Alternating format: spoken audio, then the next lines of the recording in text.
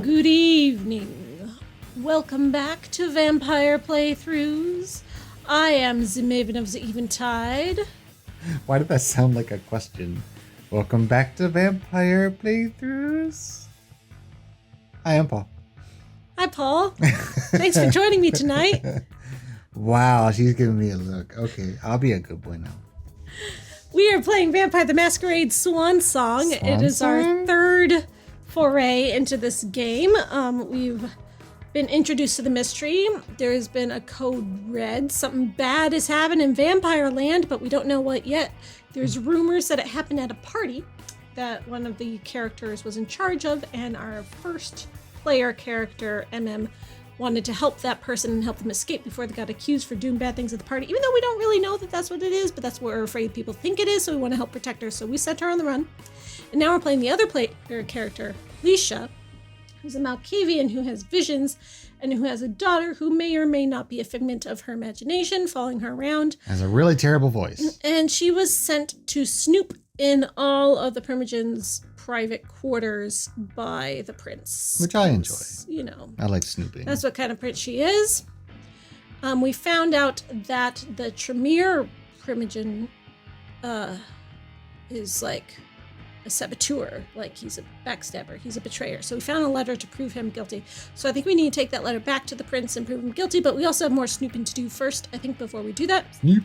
And I asked you guys if we should keep snooping or go back to the prince, because the game was kind of hinting that we should go back to the prince, but you guys said to keep snooping, so that's what we're going to keep doing. Bring the evidence to the prince. Code Red Alert has been issued, which means a major crisis has occurred.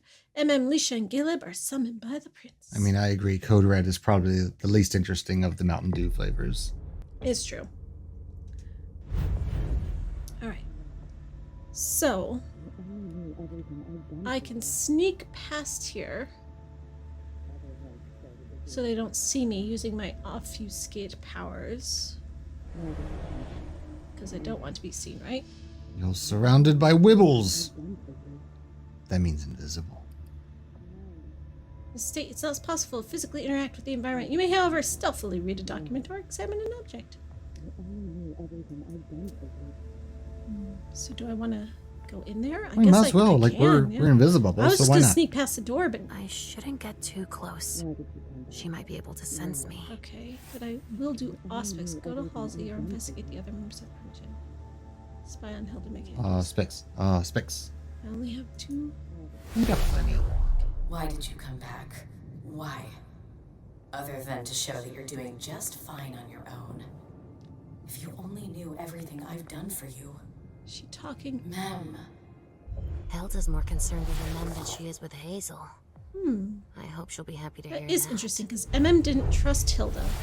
What was that? Did I just see another vampire phase through this? No. Is she smoking or is she just on fire? What's happening with Hilda? My auspice is just making her look that way. I mean, if she's smoking, she's doing a bang-up job. Damn, Hilda. Look at all the anime on her shelf. Wait, turn back to the right. Keep going. Here? Yeah. No, she's got like a manga collection. No, they're actual movies. 10 Arrows, Haste.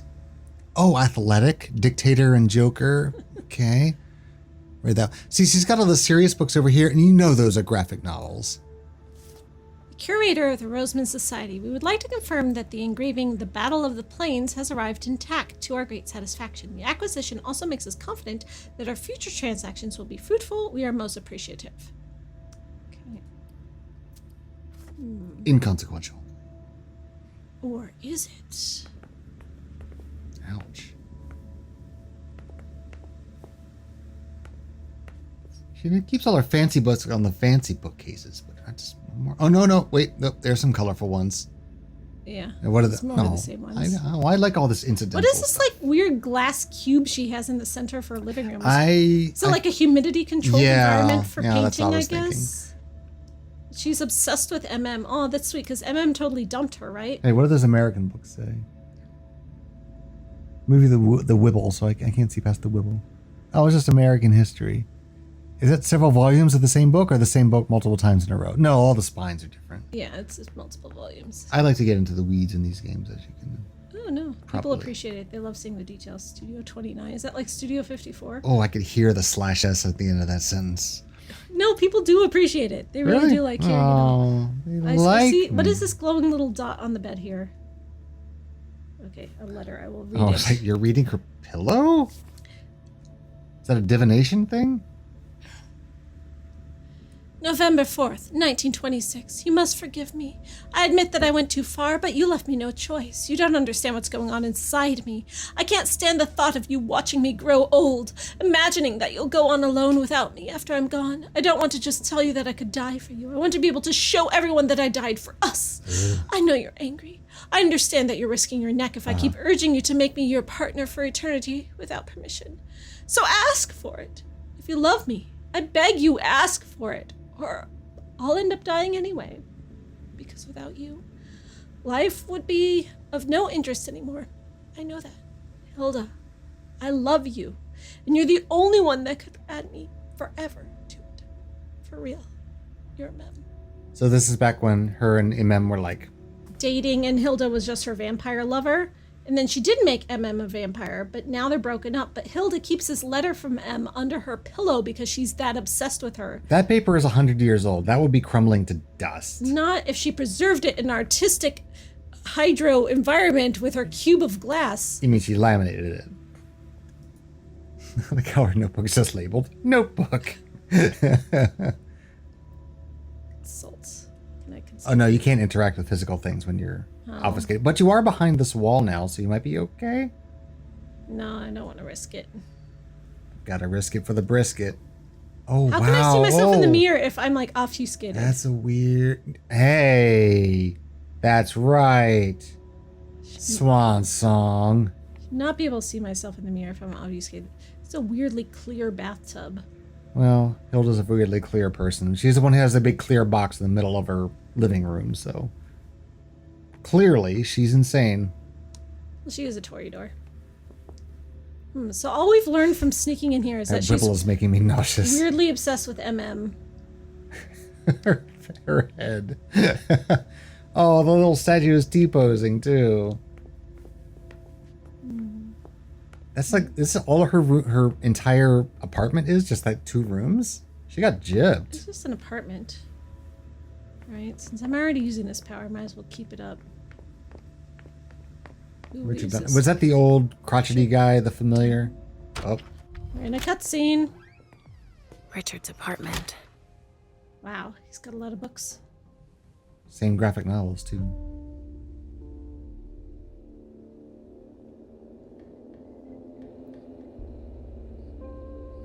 He didn't change a thing, as usual. Oh, wasn't he the guy that put me into sleep? Oh, there's my baby. Oh, yay. Yeah, she's not entirely invisible. Please don't talk to her. I never want to talk to her ever again. I hate her voice so. What's she doing, though? Can't talk to her. Baby. Well, he's not here. He must be Jesus hiding Christ. somewhere Did else. she say who must be hiding somewhere else? No idea. But you could observe that picture up there. I saw a little thing pop up.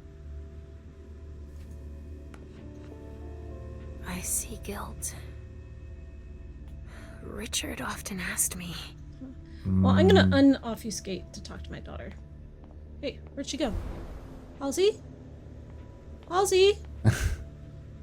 Look around. She could have gotten far. I hear little footsteps. Baby? What was she doing in here in the first place? Halsey? Mr. Teddy. Shut up. Oh. I hate it. Baby, come back. You can blame it all on me. Where'd she go? She's obfuscating. Oh, wait. She's on the floor. Oh, never mind. What are you doing on the floor? I'm hiding, mother. So, did you find your teddy? No, not yet. I'm not sure he's here. What about you? Did you finish your job for the prince? Yes, I found something that might be of interest to It's Hazel. true. Does that mean we're going back to see the prince then? I am not done yet. Huh, I can't even choose this one. Well, no, I think that's just telling you that there's no return after you do that. Oh, okay. It's the final threshold. Not quite, Pumpkin. I want to take another look around. You wait for me here, but be good. I will. Why did that have like a weird magic sound to it? Did like you his- unobfuscate? Well, I had to talk to her. I like his bathroom. He's got a really classy bathroom. Damn. Which one's Richard again? No, he's not there. He was the one that put me in Where my are you, slumber Mr. for Teddy? like, Oh, it's the doctor. right? I think so. There's a briefcase on that fainting couch there. Good eye. Glad I keep you around.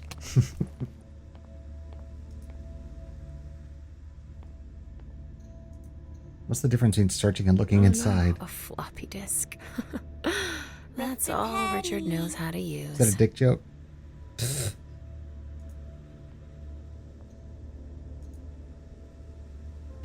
Maybe I'll find a way to read it. Okay, I took his floppy disk. Your floppy disk. And I look at it as like, there's a floppy disk in there. Search. I will take this floppy disk. Right? Like, these are some weird options. Okay. Can you look at any of these other pictures or artworks? I see lots of dots popping He up. must be hiding somewhere else. This I saw one of the masks Wait, behind you. Here's a couple dots. Aim for the dots. Drawer. Is anything in there? Just a bunch of flat gold bars. No. Or extra vinyl not tiles, there. perhaps, from his Where bathroom. are you, Mr. Teddy? Aha, something to read. Archive Confidential Report, 1978. March 6. Unknown origin. 13 members of the court caught in sudden collective panic for several minutes. Oh, it's like the dancing craze of 1518 rural France. I don't get it. Where people just started dancing for no reason until they dropped dead. What was this? The dancing plague of It- medieval France. Mr. Teddy. Wow, you're giving me way too much credit by dropping that on me. My goodness. Oh no, sudden collective panic for several minutes. Quentin King, our prince, called for an investigation. Closed without any conclusive findings in 1988 after the prescribed 10 years of investigation. October 31st. Unknown origin. The servants of the must be Primogens hiding apartments somewhere began to else. hum the same song for 1 hour. See, like the dancing plague of 1518 I in rural France. 100% agree. That's exactly what came to mind. Quentin King, our prince, called for an investigation. Closed without any conclusive findings in 1988 after the prescribed 10 years of investigation.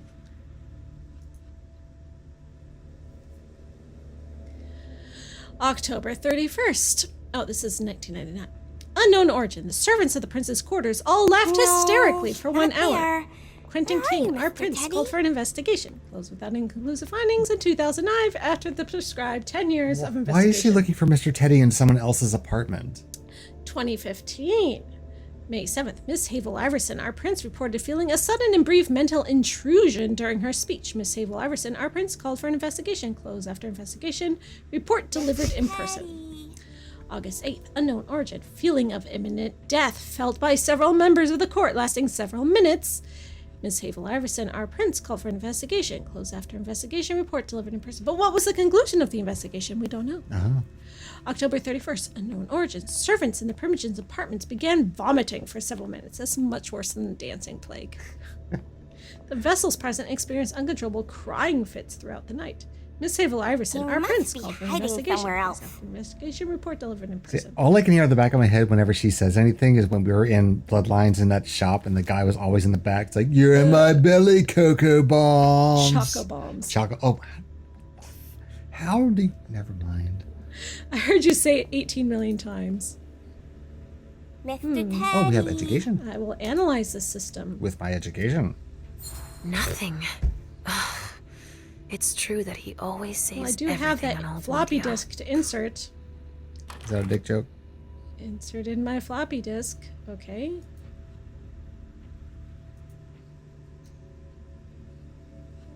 Only Richard would still use Yep. that. Yes. Okay. Hey. Floppy disk 1. It's a letter to Mrs. Iverson. Ah, As per your request, Mr. Underwood came to the Red Salon to carry out a review in view of the collaboration with the Hartford Tremere. We can confirm that production can triple if we expand operations into our basement. I think it would be wise to create a reserve and allocate only 1/3 our must production be to hiding Hartford. somewhere else. We will also provide a temperature-controlled storage area for this purpose. As for your more practical questions, please do not include the formulas I have been able to work out in your dealings. Oh, he's not that pretentious. He didn't say formulae. oh. Mr. Underwood also feels that we need to keep them secret in order to keep the advantage in this agreement. We both feel that convincing them to send Tremere to Boston to perform the blood stabilization tests not there. would Where be are you, a better Mr. Teddy? alternative. That's a weird paragraph spacing. There's a lot of strange capitalization I'm noticing. So maybe it's I don't know. Maybe the there's adventure code. gamer in my makes me think Yeah. there's a code, but I think it's just lazy formatting. So it's like Hiding somewhere else. WTB WBWAI. Yeah, it's not spelling anything. Okay. As for an industrialized production of more than 400 units per week, I prefer to err on the side of caution.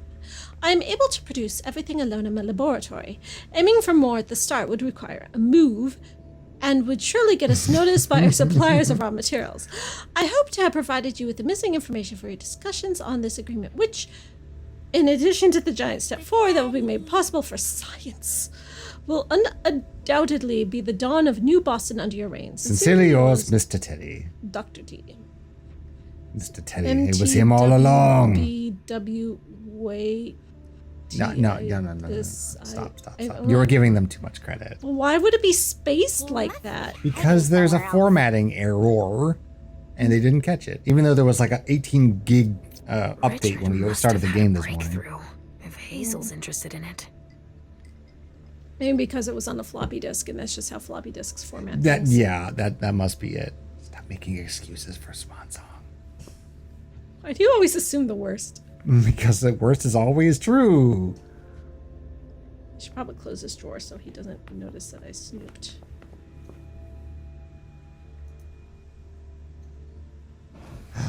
Telekinesis. No, he's not there.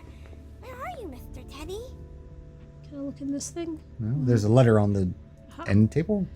Dear Dr. Durnam, as instructed, I prescribed the donors you listed for the unification party. They will be ready for you to pick up at 9 p.m. at the Red Salon. I think your guests will be impressed by the quality of the vintages you're offering them, and I hope that they will fully appreciate the fruit of your labors. I just love when you clicked read, shoot, your character was just like, Like one of those little birds that yeah.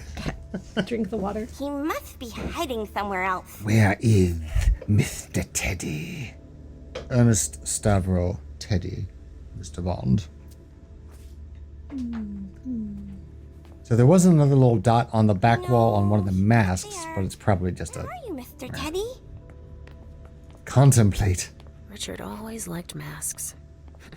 Like all children of Malkav. That's a Malkavian trait? When I was in theater school for college, I took a Grecian theater performance workshop, and one of the parts of it was mask work. And the Greeks believed that if you communed with your mask, the mask had a personality of its own, and once you put on that mask, the character of that mask would embody you, and you would start He must be reacting, hiding somewhere like else. acting as the character once the mask was on. Well, yeah. And it was like some serious supernatural ideas. Oh. But our teacher believed it was true. So she had us commune with these masks that she had brought from Venice, Italy, which she thought were really authentic. Jesus. And we communed with the masks, and then we spoke to the masks, and then we asked the masks to accept us. And if the masks accept us, we put on the masks and we started acting. Smoking. Improv acting. Yeah, exactly. And the masks would imbue us with a character. Teddy? And I don't believe in this, but a lot of people do. Hey, whatever So- gets you the credits, I guess. I'm thinking that the whole Children of Malkav being communed with masks might have Do something you to think do your with teacher was a Malkavian? that. Probably. All coming All right, together. is Halsey coming with me? Daughter, are Cares? you coming Just with no, me? leave her in there, please. Lock the door. I think that's everything then. This probably leads back to that lobby. Ugh, impossible. It's locked. Impossible. All happening every day. Am I gonna have to obfuscate to sneak past her door again? No, well, why don't you just go back and talk to Halsey? She's like, hey, do you want to go turn it into the prince? And you could be like, yep. Oh, that's a good idea. Of course it's a good idea. Talking to Halsey is always a great idea.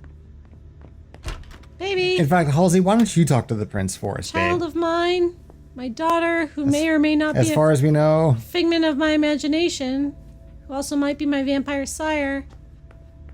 Oh, there you are. Yes. Maybe Okay. she is the mask you wear. Stop walking away from me. Trying to talk to you. The one time you want to talk to you, you clam up. Are you almost done? Yes, I found something that might be of interest to Hazel. Does that mean we're going back to see the prince then? Yes, we can go. Let's go, Sugar Sugar Fangs. That's cute. Leisha. La la la, I'm a little girl. This is how little I'm girls all act, ears. apparently. Everything went all right. I knew I could count on you. Was Halsey a good girl? Yes, as usual. That sounds very patronizing, like it is in Were you Invisible. able Oh, to and find how's your anything Invisible? interesting How's in Miss Murphy? Troy's apartments? Yes, there was intel she had gathered on the guests, including those from the Hartford Chantry. Anything about their regent, Deneb Osborne? Yes, he seems to be obsessed with memory magic. Interesting. I gave everything to Delsin. Thank you. I'll take a look at it later. Were you able to see or hear anything interesting? Did you find Mr. Teddy? All right, so the thing that I'm most interested in telling her about was this coup that I found. At Dijon's, I found a letter Yeah. addressed to the Salem Chantry. Did you Yes. betray me for the Warlocks? I don't know. Oh, God, looks It like he's just made out said of that he's wax. participating in your project, but that he would have preferred an agreement with Salem. Oh, I understand his recent illusions a little better now. I'm going to need to have a word with him. Go on. Sell them all out.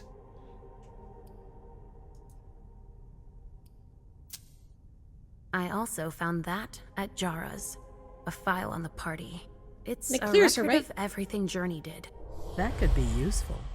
Give it to Delsin on your Merciful. way out. Anything else?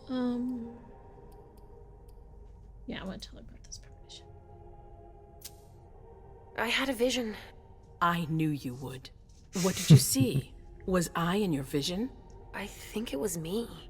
My forehead was on fire. All right. Do you I had have a any headache. idea what it could mean? Not in the slightest. Are you disappointed? The important thing is that you're starting to have visions again. I'm not going to sell a MM and Journey. I don't want to sell them out. Yeah, because you are now merciful.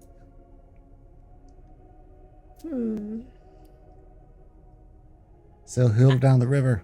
Well, I think this will save Hilda, and I think that's the nice thing to do, so that's what I'm going to do. Hilda was in her room. She's She in love was with acting MM. strangely. What do you mean? She was whispering things, talking to a picture of MM. Touching, but that's of no importance. If you say so. I think it's of importance. What do you think, Paul? Nope. What? It's just maybe in the greater scheme of things, but not of interest to the prince. If Hilda is a jilted lover who's so in love with MM and wants her back, that is motive. Don't you know that the only 3 motives in any murder mystery are love, money, and a third thing that I can't remember, but I know there's 3 big ones and that's important. Oh, okay. Well, love and money are also very important. Yeah. But what about just murder for the sake of murder? That's mental illness. Then maybe that's the third one. No, that's not a motive. Oh. Malkavians often have no motive. They're crazy. Yeah, but For Malkavian didn't do David this. Pumpkin. Sorry. Are you though? No. That's all I was able to find. I knew I could count on you. Thank you, Leisha. Richard still wasn't there. Were you able to find out anything else? Yes, one of my servants just came back from his bar, the Red Salon, as that's where he does his Maybe you've research. heard of it. I had hoped to find him there. But she confirmed that Dr. Durnam had gone to the party early with a few of his vessels. I'm sorry, Leisha. No. If he had been destroyed, I would have felt it. Did I people have to get go destroyed find at him. the party? Is You're that the what most happened? discreet of all of us, it's true. But we have no idea what might have happened there. It could be dangerous. What I won't might be have alone. happened? Halsey will be with me. Of course. They don't even know that And one a last thing thing. happened. Dr. Durnam wasn't the only one there. There was also Miley, my child. Bring her back to me. Yes, of course. We'll leave right away. I wouldn't expect anything less of you. Why is Thank you, Halsey like Leisha. so wet and shiny and waxy? It's really disturbing. She looks like a marionette doll or what do they call it? Ventriloquist dummy. It's a vampire game. It's supposed to be creepy. Oh. Each scene ends with an overview of your accomplishments, failures, and what you could have done differently. For each success, your character earns experience points. Now, was this just for Leisha? Did we get something like this at the end of MM's chapter? No, we didn't. Traits, introspective. -20 to the next experience cost for aspects, discipline. Merciful, 10% success rate in rhetorical file. Successes. You let the premonition overtake you. You didn't let the premonition overtake you when you played it, so you wouldn't have gotten a success. You gave the prince the documents that was certainly clear Journey's name. You listened in to hear what was on Hilda Gandrew's mind. You found a letter from Dejan confirming his preference for the Salem Chantry alternative. Looks like you can scroll down a little bit. You could have spied on the conversation between MM and Journey. You could have discovered Beryl Underwood's preoccupations. How could I have discovered that? I would have wanted to discover that. Yeah, I know. I guess we just didn't find the right room. Well, I got 110 experience points, so do I want to spend them? I don't know if we have the option to yet. Let's find out. I think we have to play Mr. Edgelord guy. Space. Enter? No? Hold it down. Oh, now we're back to MM. MM. Come here. I am. I know what you're gonna say. Go on. I'm listening. You want to know why Journey isn't with me. I'll tell you why. Yes, please. I'm all ears. As soon as I think of something. Wait, I can't do any of these choices? Oh dear, oh dear. Because I don't have any. I got 0. Well, I mean, it's going to be 1 against 4 as well. So I think at this point. But I feel like if I had gone and fed first, I would have been able to do this. Or if I had been able to get some points. It didn't even give me the option to try to get points to do this. How am I supposed to RP in this game if I never have the chance to RP? Right? I'm very frustrated. Oh, well, brutal honesty it is. I can't even try to pick these and fail? Nope. Well, okay. I was afraid for her. I convinced her to flee. I was afraid she'd be held responsible for tonight. I didn't want to take any risks. And you're just confessing like that? To my face? I guess so. Do you realize what you've done? I'm seeing to things myself. Go in the next room and await your new orders. Right. If only we had any traits of any kind. If only this RP game let me actually RP, that would be nice. You convinced Journey to disobey the prince and flee. You could have lied to the prince about what happened. No, I couldn't have. I know I couldn't have. You spied on conversation about Journey. You were able to retrace Journey's steps. You took the responsibility for having deliberately disobeyed the prince. So taking responsibility was a success, I guess. 10% success rate in the rhetoric tie. So confess. Well, okay. So I guess every trait we get gets a little extra bonus in contests. Well, now that I confess this a lie once, next time I lie, she'll be more likely to believe me because I confessed it once. That's why I get a plus 10%. Nice. I got 85 experience points. Scroll down here. It looks like there's more. Oh. Presents. Okay. Cool. Now we are Caleb Bazori. I like the little veins on his face. Very vampire-y. Why is his lip shining? I think it's supposed to be shadow of his mustache, but the game engine's having a little bit of difficulty. The shadow's going whoa. Eternal Protector. Mortal kings had their lackeys. The Prince of Boston have Caleb. While rules come and go, Caleb remains, and his presence tonight is not reassuring. Choose a profile. Okay, so I did investigator for one of them. Leisha. No, I did investigator for MM and veteran for Leisha, I think.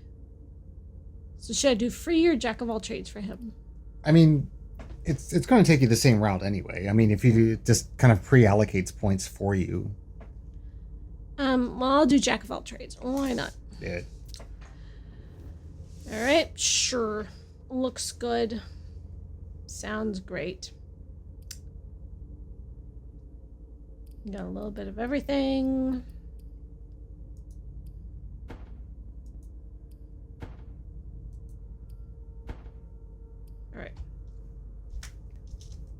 Oh, go over to our disciplines. Oh, it does it anyway. So we got one each of our disciplines: Fortitude, Presence, and Dominate. Because I am a Ventrue, and those are my disciplines, alright?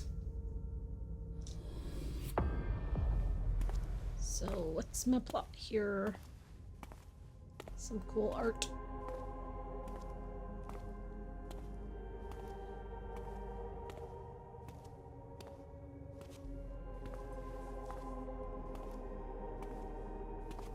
I guess type in. My prince.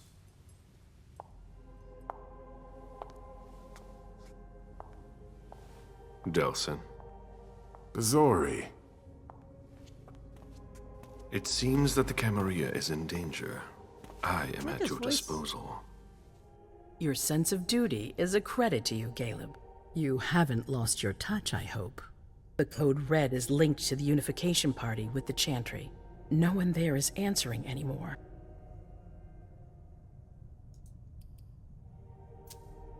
What about Hartford? Have you heard from them? If those dogs had anything to do with what happened, I'll cut their throats myself. Do you think they might be involved?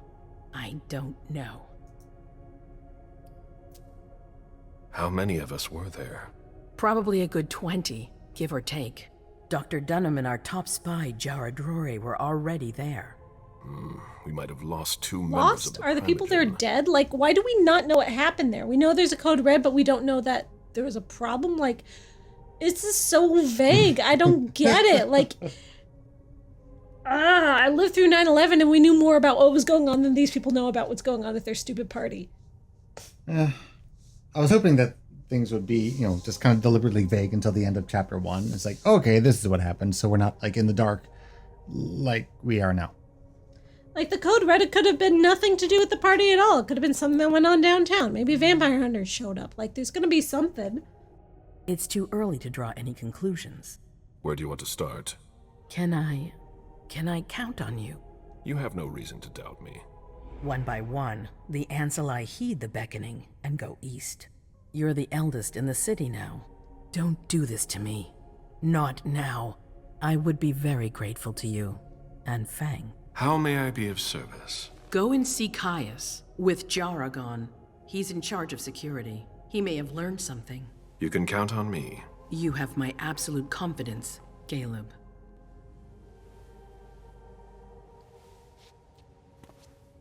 What's with this, like, cock contest going on over here? Don't you want her to be protected by her bodyguard? Shanna shoes. Good back.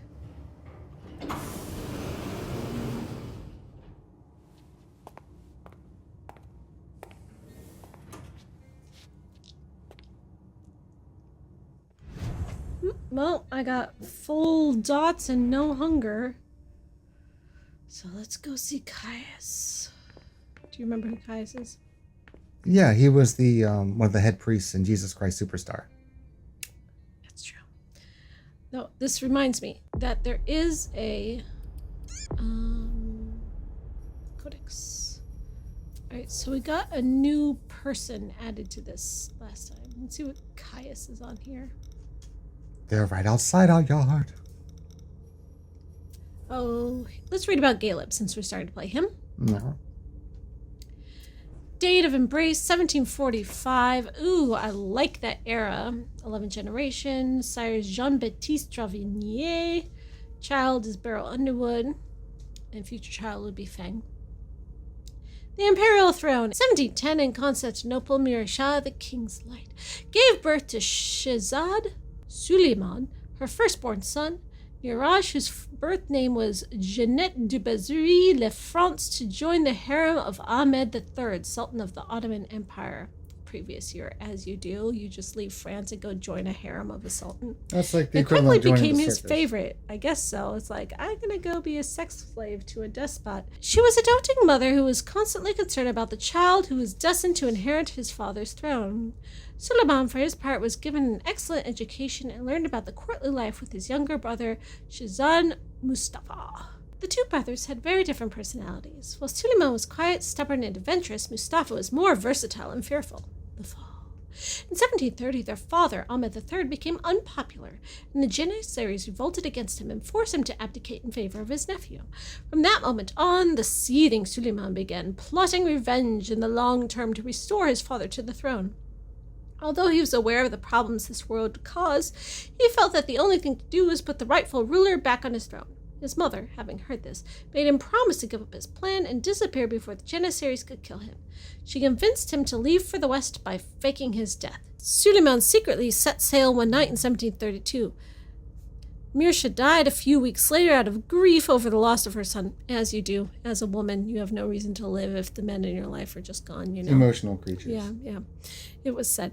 However, the truth was quite different. Having caught wind of her betrayal, the Janissaries murdered her. New life. The boat that belonged to Jeanette de Bazuri's family took Suleiman to the port of Antwerp, where, in homage to his mother, he called himself Gere Bazuri. So he embraced his French side. So he's half white Frenchman and half Ottoman. He was adopted by a family of diamond merchants who traded between Europe and the New World, and whose newfound fortune grew rapidly. Lucky him. Under their guidance, Caleb sailed the oceans in search for new business ventures. He honed his knowledge of astronomy and mathematics, forged relationships around the globe, and used the opportunity to weave an impressive web of influence. Sounds like a Ventrue. His business dealings brought him to contact with aristocrats, whose conventions he mastered, as well as with drunken sailors, whom he learned to manage. Is not the proper use of whom. Out of necessity, he became a leader. His natural authority and his ability to adapt won him respect. Little by little, his life on the deck of the ship became his only source of pleasure. Oh, he's like a pirate wannabe. He never set foot in his native land again. It was through sailors that he learned of his mother's death, followed by that of his father, and finally his brother Mustafa III's ascension to the throne. A throne that could have been his, a family that he could have saved. No matter how far he sailed, these thoughts were always with him. The embrace. During a stop in Cadiz in 1740, he met Jean-Baptiste de Travagnier, a renowned French explorer and the merchant who had supposedly died in Moscow in 1689. In reality, he was a Ventrue, seeking to expand his control of the diamond trade at all costs. The collaboration between the two men proves to be fruitful. I don't know why we switched to present tense. Even beyond Travagnier's expectations, Bazori's effectiveness and his discretion delighted him. In the space of a few years, their professional dealings were enriched by secrets. The young sailor saw in his mentor the father figure that he had never really had. Because, you know, when your father's a sultan, he's not really there for you. One calm night, after a particularly turbulent Atlantic crossing, Caleb opened up to Travagnier a bit more and told him about his background. Travagnier understood what appealed to him about this young sailor, his nobility, which, although hidden, naturally emanated from him. A thought came to Travagnier, who had never sired anyone before. He began to treat Caleb like a true member of his family and spoke to him about the occult to gauge his reaction. Then came the thorny issue of revealing his true nature. Travagnier portrayed the embrace as a gift. It didn't take much to convince the young sailor of the value of agelessness. Caleb accepted. His embrace was painful and bitter. Why? Why was it painful and bitter? It took him several days to be able to tolerate the beast that would now gnaw at him for all eternity. Only several days, that's not so bad. Travagnier attempted to focus his child's anger on the revenge he would get against those who had deprived him of his throne, but Caleb did not see things that way. His thirst for justice was replaced by a disgust for humankind and a growing disinterest in their affairs. He now wished to rise above the kine, to use his eternity for previously impossible purposes. His sire, who saw a certain interest in it, let his child experiment. Caleb spent half a century roaming the 7 seas of the globe, getting rich by acquiring diamond mines and trading companies. He toyed with the laws of men, but scrupulously respected the principles that Travagnier had instilled in him. The mutually beneficial and balanced relationship continued until the early 19th century. A hunter's instincts. Under the pretext of wanting to share his love of nature and the great outdoors with Caleb, Jean-Baptiste invited him to go to Maurice region to meet an old acquaintance of his, the explorer Toussaint Charbonneau. The gangrel chose to establish his den in the heart of the forest and lived like an animal. Despite his sire's instructions, Caleb had difficulty finding Chabanneau. After a physical encounter, the trapper understood why Tavernier had sent him this Ventrue, so he attempted to share his connection to the animal world with him, as he had done with his sire before him. While Caleb was not interested in his ability to communicate with animals, his talent at tracking prey seemed more worthy of a kindred. It even proved to be necessary in the midst of this forest for a palate as refined as his, which was not to be satisfied with just any kind of blood. With practice, Caleb was able to track down his prey on his own. Chabanneau even trained him to differentiate the essence of a mortal from that of a kindred, or even from that of a lupine. The onset of the winter season forced the men to part ways. Chabanneau heading back to the Pacific, Bazori returned to civilization with a new skill. Although he would never reveal this to his sire, he was thankful to him for having given him this opportunity. Settling down in Boston. In 1806, oh my god, how much longer does this go? Look at this! I thought it was almost the end. God fucking damn it.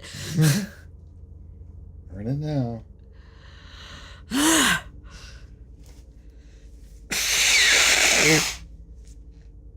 think I got it. What's wrong, Daisy? You can keep reading.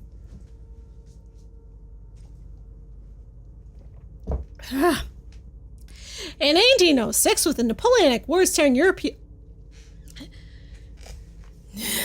In 1806, with the Napoleonic Wars tearing Europe apart, Caleb met James Underwood, who, through the Sugar Trust, controlled the refined sugar trade. With the United States under embargo, Underwood's business was failing. Caleb mustered all his knowledge to organize a large-scale smuggling operation, amassing a small fortune in the process. Underwood and Bazori formed a close friendship. Beryl Underwood was born in 1807 and inherited the business from his father, James, when he died in 1833. Caleb knew Beryl as he watched him grow up. The 26-year-old heir asked the man he viewed as his mentor to stay with him and help him, and Caleb agreed for several reasons. His respect for the business-minded mortal whom he deemed worthy of his interest, his honor that urged him not to abandon the relationship he had with James, and the profits he could make. He felt that his future lay in the New World, and that it was better to settle there as soon as possible. It was with this agreement of his sire that he moved to Boston for good.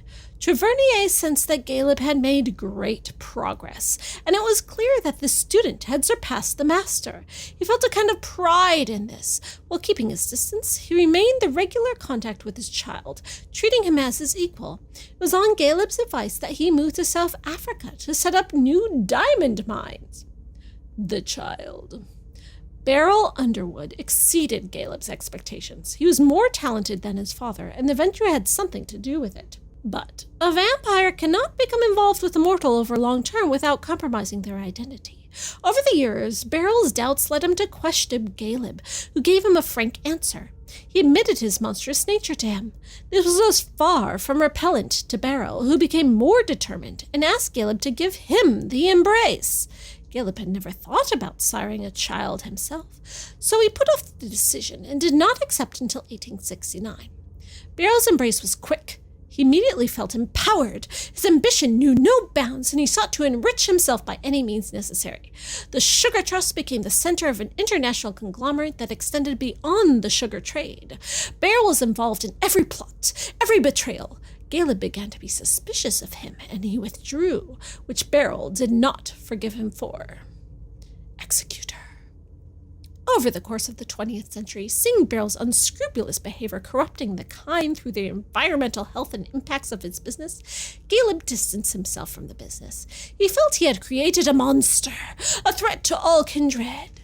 Quentin King, the Prince of Boston, offered him the position of executor of the prince, whom he accepted as means of escape. King made him one of his favorite tools, sending him to hunt down those who threatened the Boston Camarilla. After centuries of building a business empire, chasing opportunities, and eliminating competitors, Caleb derived satisfaction from the simple task of doing what he was told. He didn't count the kindred destroyed, the mortals killed, or the thin-blooded suppressed. He served his prince with his signature loyalty.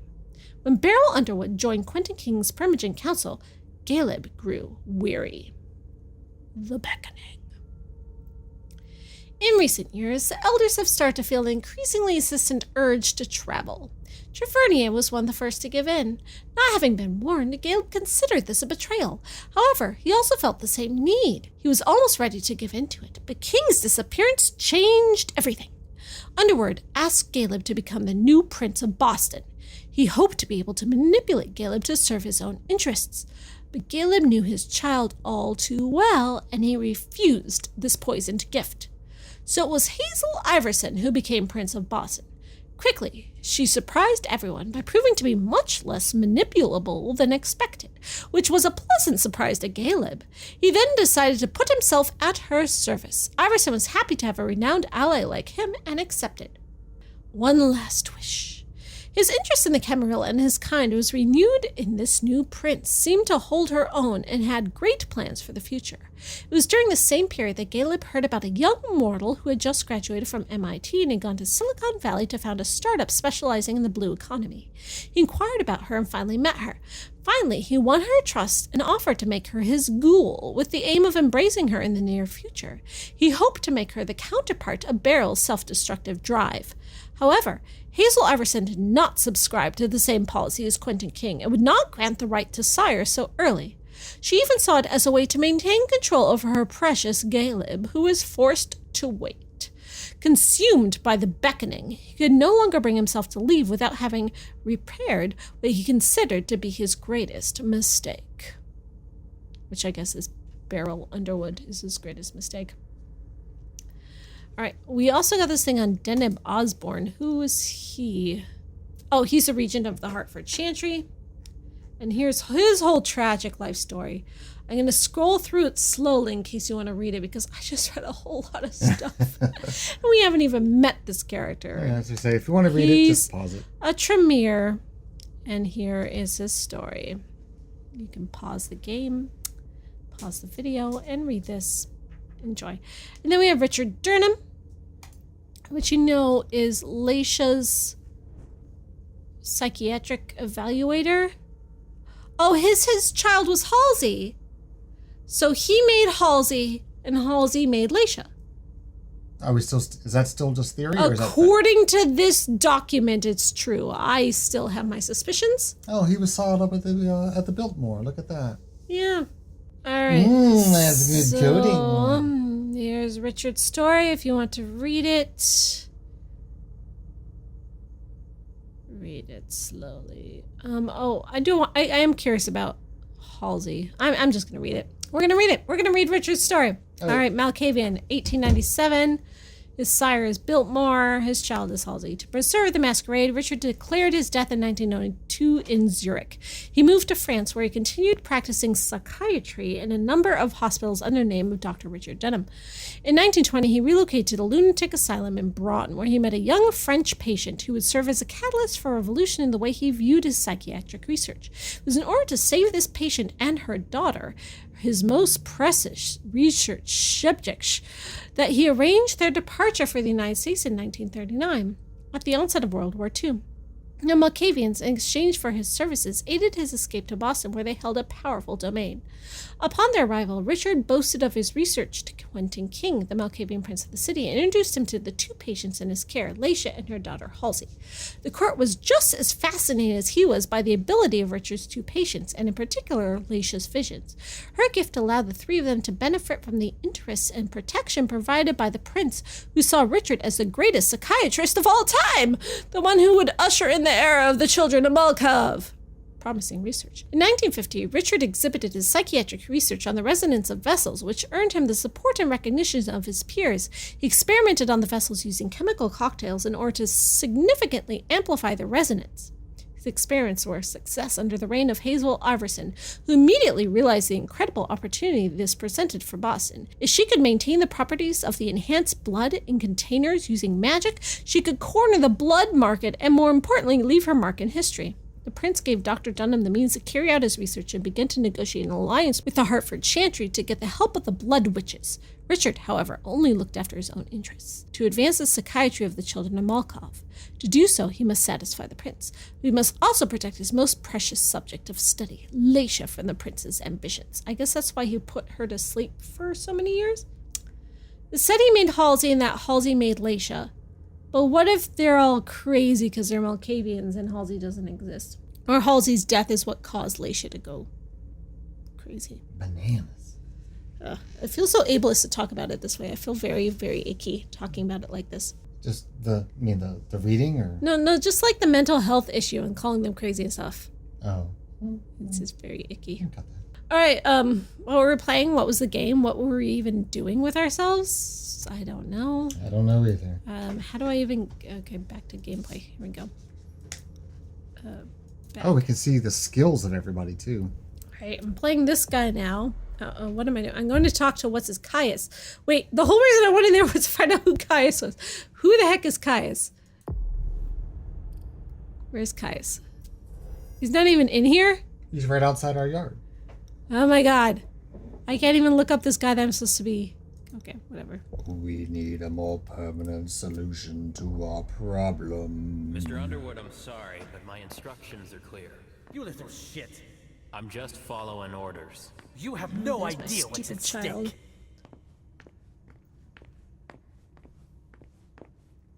My most honored sire, you're wasting your time here. I'd forgotten about your abject fawning. I call it respect. It appears that it's something that sewer rats know nothing about.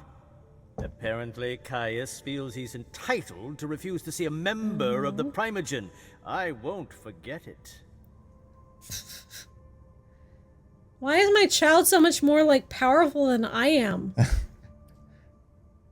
Sounds like his power plan.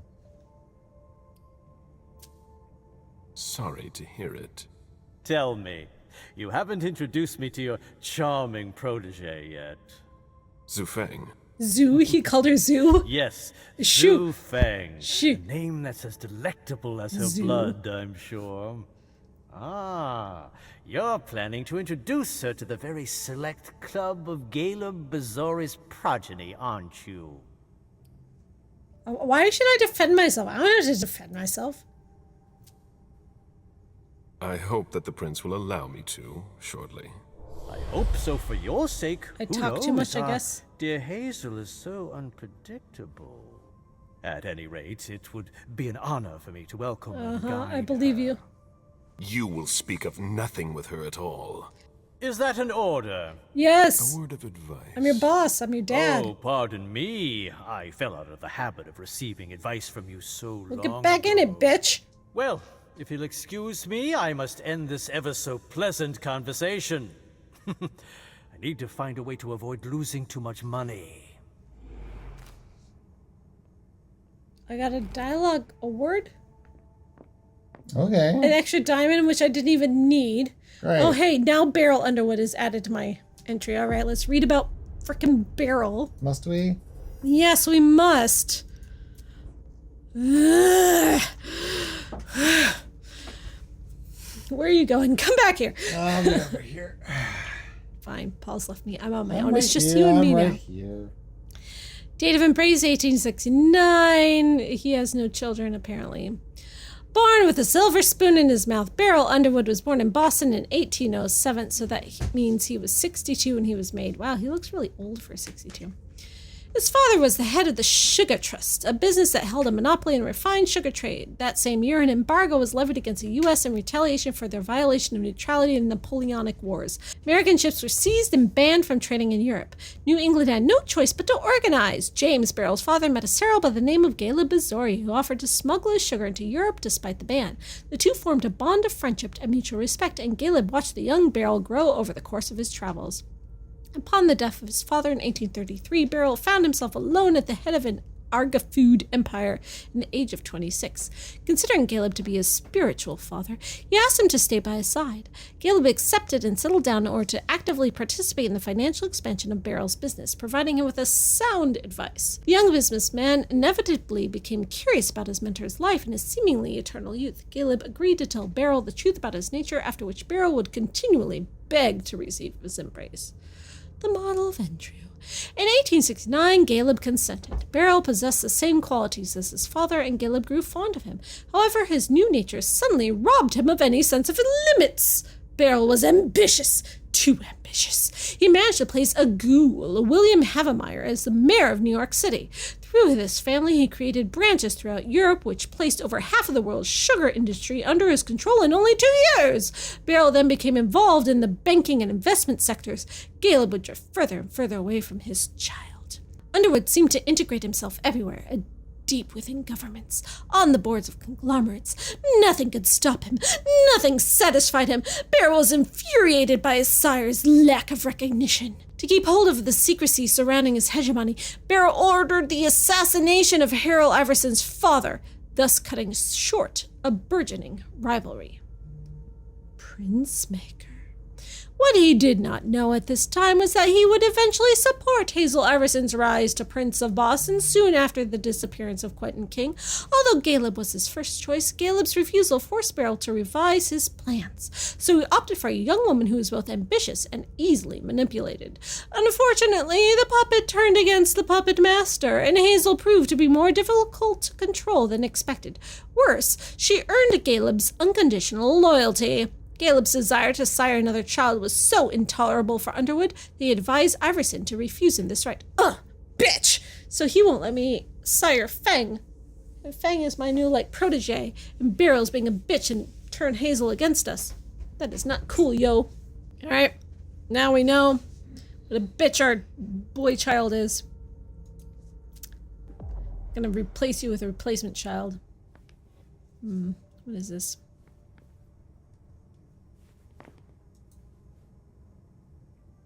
Oh, we have a point in everything except for deduction, evidently. I'll leaf through it. This is a handwritten list. These names sound familiar. Oh, he has such a sexy voice, but I can't read them. I mean, where's the role play aspect here? I can't use any of these things. Yeah, it kind of dissuades you from making dedicated builds. It's I want to be the most intelligent person ever, but if you don't have 1 point in Mr. something bizarre. Can I help you? I'm not a fan. I need to see Caius. He doesn't want anyone to bother him. Prince's orders. Yeah, bitch. I see. He's holed up in the server room. You'll need a pass to get in. There's one on his desk. Thank you. Okay.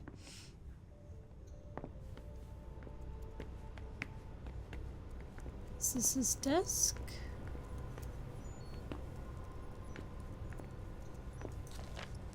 Tenure report on mortal evolution, the environmental degradation. Pollution and environmental degradation are some of the major problems currently plaguing the planet. These scourges are caused by a variety of factors that adversely impact the basic functions of the ecosystem and thus the sustainability of all life resources in mortal existence. These environmental problems, especially global warming, are currently very worrying for the future of the planet and consequently on the maintenance and satisfactory qualitative level of our blood supply. Several phenomena are responsible for the degradation and pollution of the environment. Overpopulation. It presents a danger for the environment because the increase of population requires more buildings, more food, which involve deforestation, as well as the overexploitation of the pollution of the land. Production of polluting waste. The detritus and waste produced by humans are a major cause of environmental degradation. It comes from an intensive and unreasonable production of chemical products. This waste from industrial activities, factories, and hospitals is a source of toxic emissions. Large-scale... Why are they focusing on hospitals? It's not the hospital's fault. Hospitals don't have that many toxic emissions. Well, I guess pharmaceuticals, I suppose. Biohazard. But it's not hospitals. No, it's factories. Strange take. No. Large-scale production is also a threat to the environment because it leads to air, water, and soil pollution and has direct effects on human, animal, and plant health. Yes. Okay. that's all true, but maybe the fact that it's important to someone is meaningful. What is all this stuff? Is this one of those Nosferatus who's like a super tech geek? Huh. I don't have the... I'm so stupid. I can't even like examine this. From the Red Salon. Okay, the Red Salon is where they get their like blood whores from, and they're doing blood tests on them. Maybe some of the blood tests were bad or something? Is that Greenland? Looks like Greenland. I don't know what other country it could be. Can it wait? Well, I guess it can. I don't really have time for this. Bitch. Okay, I'm looking for the thing that's supposed to be on his desk. I don't see anything on any of these desks. Yeah, he'll probably have his own office somewhere. Semi-secular report on the evolution of the mortal world demography. Once again, all indicators are positive regarding the global population. It has doubled since the last census, which is the major bright spot. However, it should be noted that this concerns mainly the megalopolises. This is something to be monitored, or even reversed by the end of the millennium. Which millennium? Any millennium. Fuck. We are also report another important issue that needs to be closely observed. The quality of mortals, which is starting to decline. As a Ventrue, that matters to me because I can only drink certain quality of mortals. Despite the trend toward, again, a weird paragraph spacing, organic and natural consumption that we have encouraged recently, the social and economic imbalances do not allow for us to reverse the tendency of the decline in quality of our mortals. Also, we note a quantitatively satisfactory state of our resources at the expense of its quality. Underwood slammed his door. That's a bad sign. Oh, he slammed his door. That's a bad sign. He must be grumpy.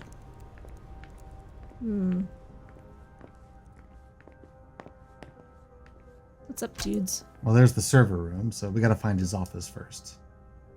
Okay. Even though knocking on the door would probably be just as... If I can do anything to help, let me know. How about getting out of the way? Yes, you can do But something. I The won't prince wants do this floor that. under surveillance. I'm carrying out orders. Okay. Can you carry out your orders like across the hallway? There's something on his desk, but I just saw a bunch of desks with nothing on it. No, find more desks. Find more desks. Okay. What about this door over here with a big plaque on it? Kai's office. The key card must be in there. Okay. Is this his desk? Oh, there we go. We just got the entry for Kaya's if you want to check him out.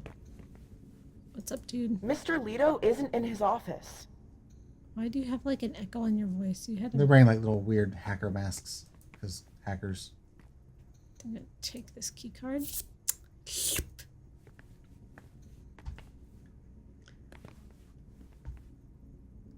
Is this his office? It looked like a security guard desk. Well, that's what he does. Let's get his computer. Psh, I got like no points in anything.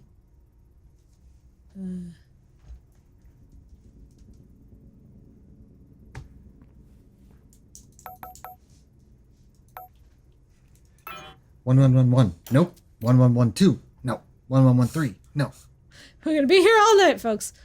Can I like read any of these things that say a security code?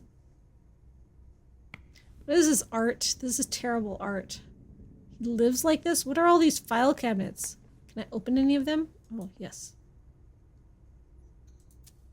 Mark Nightingale eliminated. Janine Jones, okay. Claire Fitzpatrick eliminated. Ready? Blake, to check. Yeah, okay, it's a bunch of names. They're either eliminated, okay, or to check. I don't know if these are potential, like, victims, like, eat potential food, or whether they're, like, some other important people that aren't food. Wow.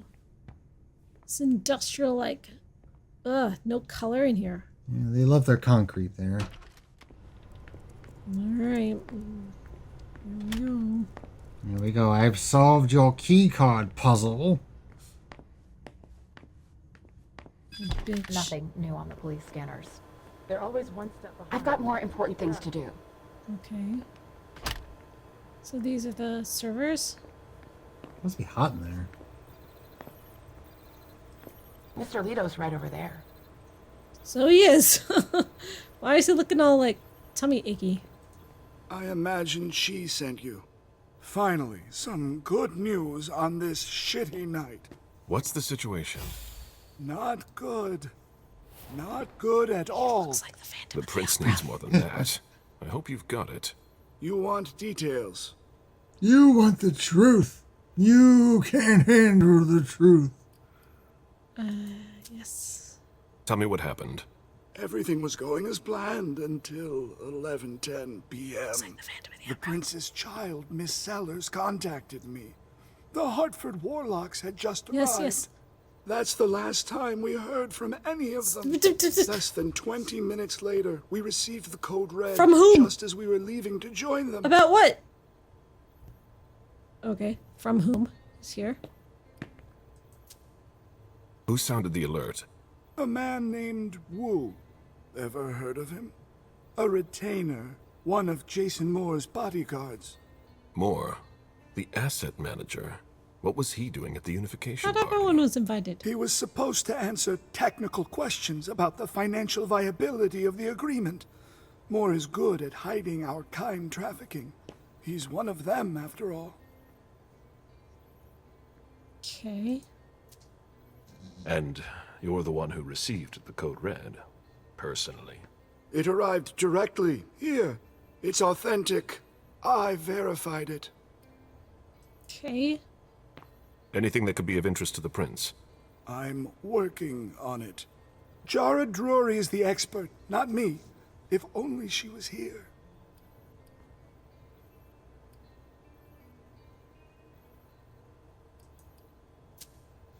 Any sign of Jara? Nothing at all. And that's not good. According to the protocol, she should have been there early.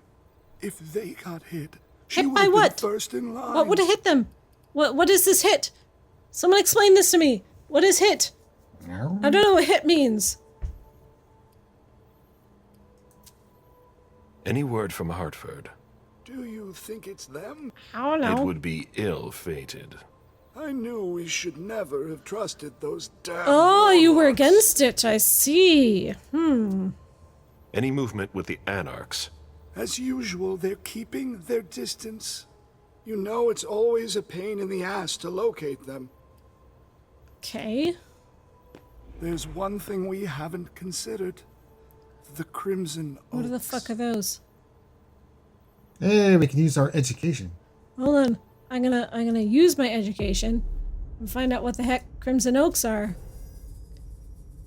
Crimson Oaks. Crimson Oaks. You're right there at the bottom. A shadowy organization that is difficult to trace. The Crimson Oaks have recently been involved in several plots that targeted the Prince of Boston. So are they humans? Are they vampires? Are they... This entry is useless. It's just like some new club showed up and like, our name's Crimson Oaks, man. We're against you. Well, ask the Nosferatu guy about it. All right, tell me more about the Crimson Oaks. I've heard of them. They were behind the Quincy Market I have no attack, clue what weren't that they? is. I don't have any proof. We just caught a thin blood who wanted to trap the prince. And who told us about them. Apparently they're new in town, but Miss Drury thinks he's giving us the runaround. Did you look into it? I tried, but I didn't have the resources to discover anything else. Leave no stone unturned. Cliche, cliche, cliche. Leave no phone unanswered.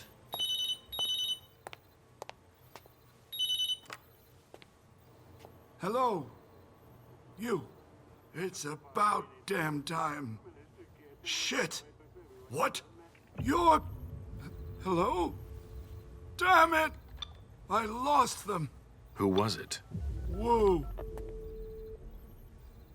Shit. Now it's just ringing. What did he say? The party was indeed attacked. Apparently. By whom? Whom attacked them?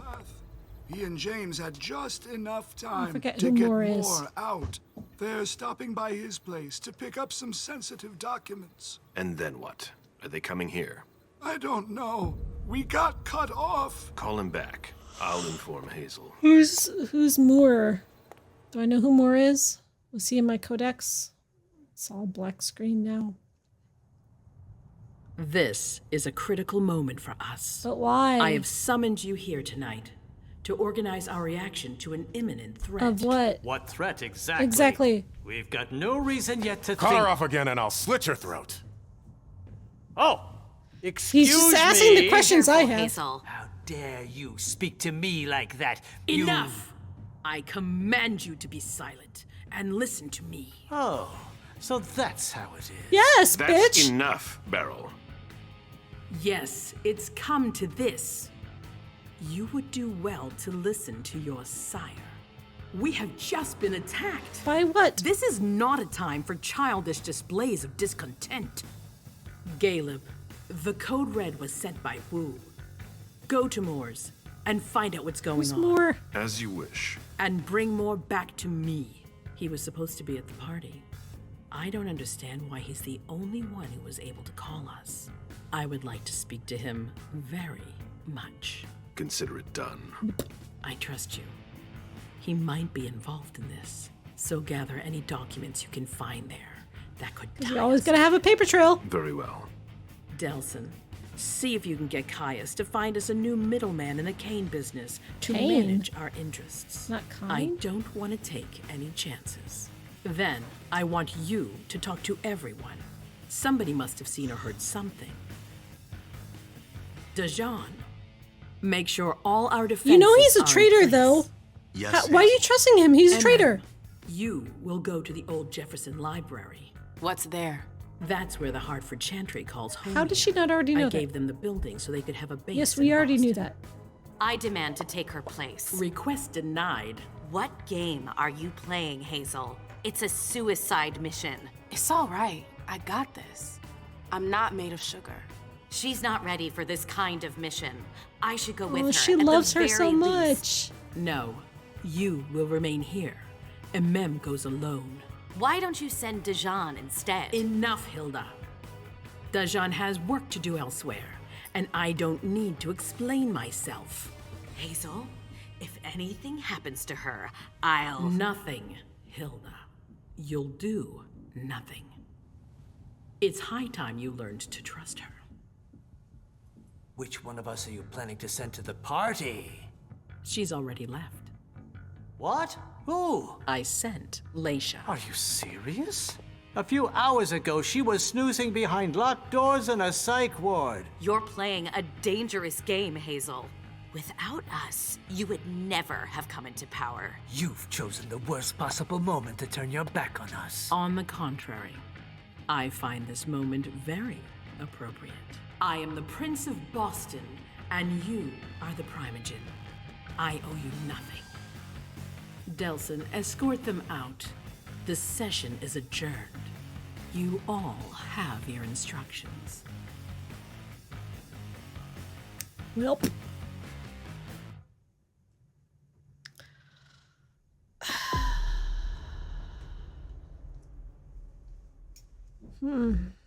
I lost the 10% success rate in intimidation ties because I talked too much, but I didn't have a choice. It didn't give me a choice, right? I mean, you talked as least as possible. I had no successes. I could have learned more about Kaisley's investigations. I could have learned more about Beryl Underwood, but I couldn't. The option literally wasn't there. I guess if I had not chosen Jack of all trades, if I had chosen investigator or something, maybe I could have. Perhaps. Yeah. Well, yeah, I guess we'll see what happens next, right? We got our level selection. What is this? We don't know where MM is. Leisha's in the loft. Prince allows Leisha to go to the scene of the party to investigate. Leisha hopes to find her psychiatrist, Richard Durnam, and Miley, the prince's child, at the scene. Caleb is must go to Jason Moore's home to find out what has happened to bring Moore back to the prince. We don't know who Moore is yet. Hopefully he'll be updated soon. The unification agreement is in danger. Faced with mounting doubt and suspicion from both sides, MM must meet with Deneb Osborne to clarify the situation and ensure all the alliance still stands. Well, I guess my 3 people have their orders, and that's what we're gonna do next, right? I'm down. I guess I get to choose which one I want to choose. Right. Okay, so which one do I want to choose next? My vote says Leisha because it goes to the party and we actually learn something. True, I am also curious in that, but I see the merit in all 3. So do I just have to like hold it? Yeah, I have to click and hold it, and that will choose. All right, so vote in the comments, please. Engagement algorithm. You will choose who I do, and I will count up the votes, and I will choose whoever you tell me to choose. Caleb, or Leisha, for our next choice in what we're gonna do next in this game. I'm assuming we'll get to all of it eventually, but we'll see. Yes. Comment, like, subscribe, algorithm. Let me know which of these 3 you want me to do next, and whoever gets the most comments, I'll do. And that's my choice. Sounds good to me. All right. Thoughts, feelings, opinions on the game so far?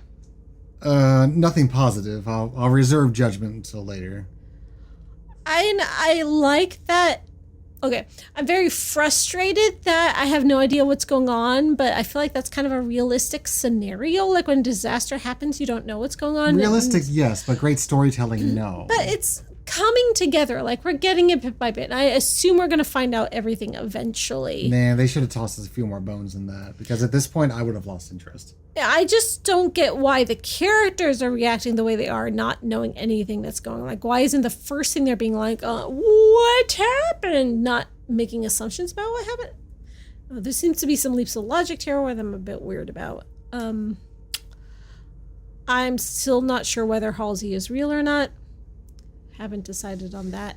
I do like Caleb better than I thought I would. I thought he was going to be my least favorite, but I kind of like him. I'm into him. He's sexy. You would. He's got a good voice. That's why you married me. It's true. My prince. She say. Mwah.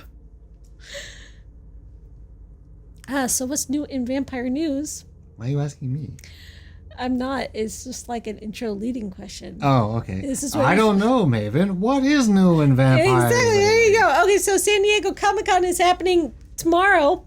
It's San Diego Comic-Con week, and the new AMC TV show Interview with the Vampire is having its big debut there. They have done like 2 giant-ass hotel building wraps. They changed the entire Hard Rock Cafe elevators into themed Interview with the Vampire elevators.